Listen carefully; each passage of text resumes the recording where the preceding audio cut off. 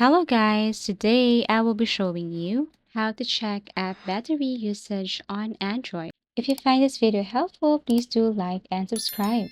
So first go to your phone or Android settings, and then this time you have to simply scroll down and look for the battery section. Well, in other or some phones, it may be under device care or battery and performance. So step 3, tap on battery usage, look for battery usage, and then you can look for usage details on just scroll down.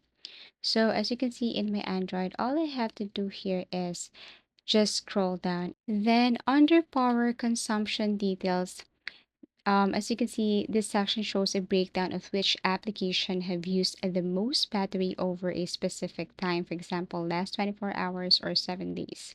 So step 4, you need to review app usage. You will see here the app name or app names, percentage of battery each app used, foreground versus background usage if available.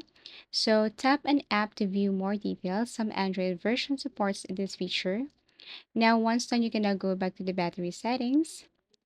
And basically that's it. So this is how you easily or simply check app battery usage on iPhone. Thank you for watching and see you again in our next video tutorials.